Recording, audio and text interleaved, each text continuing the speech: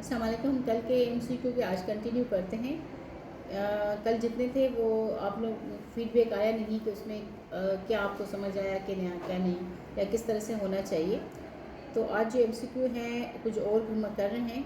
एक माँ अपने नवज़ादा बच्चे या जो जैसे अभी बच्चा पैदा हुआ है उसके लिए डायपर पे खून की थोड़ी सी मिकदार देखकर घबरा जाती है। ये एक एमसीक्यू है। जब वो मिडवाइफ से या किस डॉक्टर से पूछती है कि बच्चे को क्या मसला है, या उसके डॉक्टर उसके पेशाब को चेक करते हैं तो उसमें भी कोई इशू नहीं होता, और जो है ना ही कोई ज़ख़म का निशान होता है। तो ये माँ को समझ नहीं आ रहा कि वो क्या करे, वो डॉक्टर से वजाहत पूछती है। तो अब कौन सी स्टेटमेंट है ये जो एमसीक्यू पूछ रहा है जो करेक्ट है। एक स्टेटमेंट है कि ऐसा लगता है कि बच्चे के गुर्दे में इन्फेक्शन है। नहीं, ये गलत है। इन्फेक्शन होता तो बेबी रोता, या उसको यूरिनरी कोई प्रॉब्लम्स होती, डिस्टेंशन होती, या कुछ और इश्यू होता। और छाती के दूध में विटामिन की कमी नहीं, छाती के दूध में ऐसे कोई विटामिन नहीं है जिसकी वजह से ब्लीडिंग हो। और एक ऑप्शन और है कि कुछ शीरख्वार बच्चियों में, फीमेल के लिए, फीमेल बेबी के लिए ये स्टेटमेंट है, मेल बेबियों के लिए नहीं है। बच्चियों में माँ की तरफ से हार्मोन की मुंतकिली की वजह से पैदाइश के बाद से चंद हफ्तों में ये थोड़े से खून की खराज होता है। तो ये ऑप्शन करेक्ट है, क्योंकि एस्ट्रोजन हार्मोन होता है जो जिसकी अगर लेवल कम हो जाती है तो फिर ऐसी ब्लीडिंग होती है थोड़ी बहुत, क्योंकि वो पहले तो मदर के हार्मोन पे डिपेंडेंट था, अब बेबी अपने हार्मोन जो कर रहा है तो उसकी वजह से ऐसी जो है ना थोड़ी बहुत ब्लीडिंग जो न्यू बॉर्न बेबीज़ होती हैं उनमें होती है, फीमेल बेबीज़ में।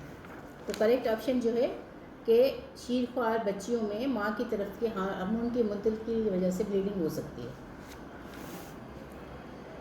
एक और है एमसीक्यू के फरजान। एक पेशेंट है, आपको बताती है कि उसकी आखिरी माहवारी की तारीख जो है ये मेरे ख्याल से ये ईडीडी है। ईडीडी आप ऐसे निकाल सकते हैं, सिंपल सा वे है कि कोई भी अगर आपको वो देते हैं उसमें आप जो फर्स्ट है उसमें आप 7 ऐड करें, जो भी डेट है उसमें 7 ऐड करें, जो मंथ है उसमें 3 मंथ माइनस करें, और ईयर तो वो हो जाएगा। तो इसमें आपकी ईडीडी नहीं। तो इस एमसीक्यू को हम अभी स्किप करते हैं, फिर ईडीडी वाला जो एक हम टॉपिक करेंगे उसमें आपको अच्छी तरह से करेक्शन करके बता देंगे।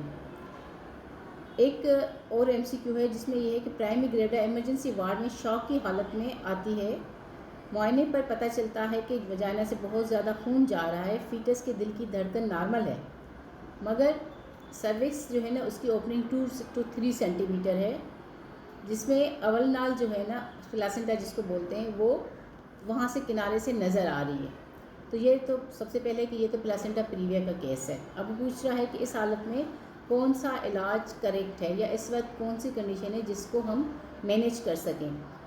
ऑप्शंस दिए हुए हैं कि उसको कंप्रेस करें और ऊपर से कंप्रेस करें ताकि ब्लीडिंग रुक जाए। नहीं, इससे कैसा उसको और ज़्यादा हो जाएगी, बेबी को भी नुकसान हो जाएगा।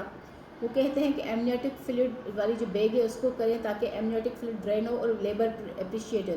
2 to 3 सेंटीमीटर का मतलब है कि वो अभी एक्टिव लेबर में गई ही नहीं, तो इनिशिएट या उसको एक्सपेक्ट कैसे कर सकते हैं। पेशेंट ऑलरेडी प्रीवियसली ब्लीड कर रही है, तो ब्लीड करने वाले पेशेंट को हम क्या 3-4 घंटे तो नहीं छोड़ सकते, या 6 घंटे कि वो लेबर में चली जाए, वो एक्चुअली एक्टिव लेबर में है भी नहीं। तो ये ऑप्शन भी गलत है। अब कहते हैं कि हस्ब ज़रूरत खून की मुंतकली करके नॉर्मल डिलीवरी। ये सही है कि खून की मुंतकली करनी चाहिए, ब्लड अरेंज करवाना चाहिए, उसको लगाना चाहिए, मगर नॉर्मल डिलीवरी में टाइम लगेगा, तो ये नॉर्मल डिलीवरी का ऑप्शन गलत है। उसमें एक है कि हामला को फौरी तौर पर सी सेक्शन करना चाहिए। यस, इस पेशेंट का इमरजेंसी सी सेक्शन करना चाहिए, क्योंकि बच्चे की धड़कन तो ठीक है ना, मदर ब्लीड कर रही है। अगर छोड़ेंगे तो बेबी जो है वो डाई कर जाएगा, और मदर के लिए भी मसला होगा, तो हम इसको नॉर्मल डिलीवरी के लिए नहीं छोड़ सकते, मगर इसका ब्लड वगैरह सब चीज़ें हमने अरेंज करवानी है, उसको ब्लड भी लगाना है हमने। ठीक है। एक और हमारे पास एमसीक्यू है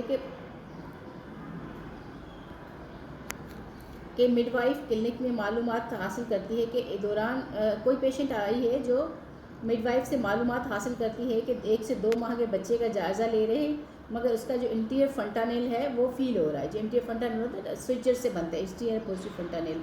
अब सर्वर के आगे वाला जो हिस्सा होता है, अगर आप छोटे से बच्चों के जो 1 ईयर से भी कम होते हैं उनको देखो, उसमें डिपिंग फील होती है, तो उस डिपिंग को हम क्या बोलते हैं, फंटानेल। फंटानेल वहाँ पे ऐसे फ्लूइड लाइक स्ट्रक्चर होता है, क्योंकि स्विचर्स अभी तक बंद नहीं होते, उसकी टाइमिंग्स होती हैं।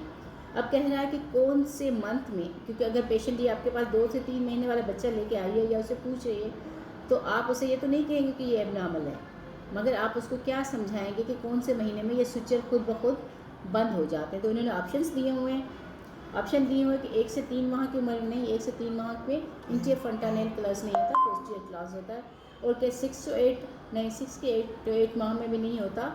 और इसमें एक ऑप्शन है 12 से 14, 12 से 14 में भी कुछ का आता मगर यूजुअली नहीं। इसमें 18 to 20, 18 से 20 महीनों में इंटीरियर फ्रंटानेल कम्प्लीटली क्लोज हो जाता है। अब ये थोड़ा सा है कि किसी बच्चों में थोड़ा जल्दी होता है, किसी में देर से होता है, मगर अपर लिमिट यही है कि एटलीस्ट 18 से 20 मंथों में होने चाहिए। अगर उसके बाद भी ओपनिंग है, इट मीन्स कि कोई एब्नॉर्मलिटी है।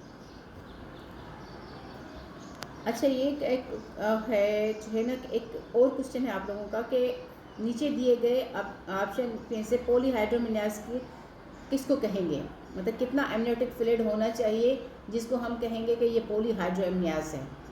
पॉलीहाइड्रोमिनास का मतलब होता है कि बच्चे में जो एमनियोटिक फ्लूइड है वो बहुत ज़्यादा है। अब वजह तो बहुत सारी हैं उसमें, और जब हम पॉलीहाइड्रोमिनास वाला टॉपिक करेंगे तो उसमें कहीं, मगर ये इस सवाल में ये पूछना चाह रहा है कि कितना ml या कितना तादाद होने हैं जिसके बाद हम कहें कि ये पॉलीहाइड्रोमिनास है।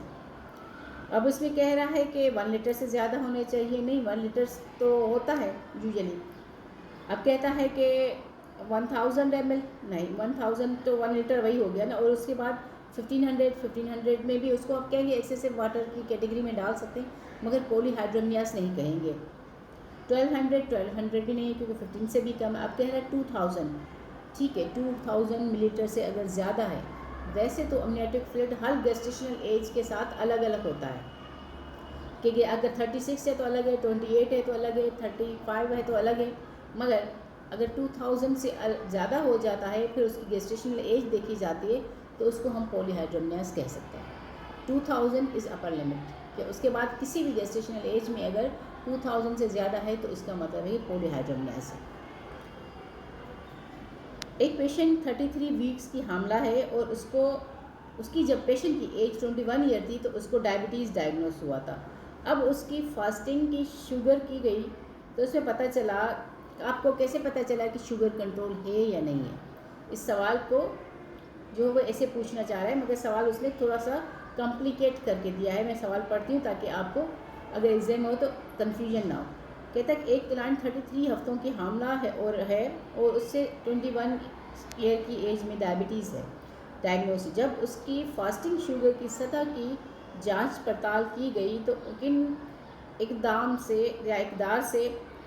मकदार भी कह सकते हैं से पता चलेगा कि क्लाइंट की बीमारी कंट्रोल में है। वो पूछना चाह रहा है कि कंट्रोल में है। अब 136 नहीं, फास्टिंग 136 तो बहुत ज़्यादा है ना। उसके बाद 122 भी नहीं, क्योंकि 120 भी 4 तो हम RBS की तरफ लेते हैं, HBS की तरह फास्टिंग शुगर नहीं लेते। और कहता है 145 से ये तो सबसे ऊपर है, तो ये तीनों ही ऑप्शन गलत हैं। इसमें है 85 मिलीग्राम पर डेसीलीटर। तो 85 मिलीग्राम जो है वो डायग्नोस करती है कि इस पेशेंट को जो शुगर है वो कंट्रोल में है। 90 ज़्यादा 100, मगर 90 से अबव है तो फिर हम उससे कहते हैं कि शुगर कंट्रोल नहीं है। एक और पेशेंट है कि ट्यूबल जो हमल है वो फटने के इलाज का कौन सा तरीका मुनासिब है या कौन सा तरीका होता है। उसमें उन्होंने ऑप्शन दिया है टोटल हिस्टेक्टॉमी। टोटल हिस्टेक्टॉमी क्यों करेंगे, ट्यूब फट गई है तो ट्यूब निकालेंगे ना, बच्चेदानी। टोटल हिस्टेक्टॉमी का मतलब है कि बच्चेदानी निकाल दी, पूरी की पूरी बच्चेदानी नहीं निकालते, वो तो ट्यूब का इशू है, तो ट्यूब को हम कुछ करेंगे ना। उसके बाद कहता है कि सल्पेंजोओफ्रिक्टॉमी, ठीक है सल्पेंजेक्टॉमी या सल्पेंजोओफ्रिक्टॉमी। ओफ्रिक्टॉमी का मतलब है ओवरीज को निकालना, तो ओवरी को क्यों निकालेंगे हम, ओवरी को नहीं निकालेंगे, वो तो डैमेज नहीं हुई है, ट्यूब डैमेज हुआ है। उसके बाद सल्पेंजोस्टॉमी एक ऑप्शन है, मगर वो हम तब करते हैं जब ट्यूब इंटैक्ट होती है। क्या करते हैं, उसमें थोड़ा सा होल बनाते हैं, होल बना के फिर वो जो बच्चा होता है उसको निकाल देते हैं, उसके बाद फिर उसको स्टिच लगा देते हैं, तो वो हो जाती है सल्पेंजोटॉमी। तो सल्पेंजोटॉमी इज़ नॉट ऑप्शन, क्योंकि ऑलरेडी ट्यूब फट चुकी है। वो जब फट चुकी होती है तो उसको रिपेयर करने से कोई बेनिफिट नहीं होता, बल्कि चांसेस हो जाता है कि अगली प्रेगनेंसी जो है ना वो भी एक्टोपिक होगी। तो इसमें एक और ऑप्शन है कि सल्पेंजेक्टॉमी। सल्पेंजेक्टॉमी का मतलब है कि ट्यूब को रिमूव करना। तो हम क्या करते हैं कि उसको ट्यूब को रिमूव कर दें, दैट्स नो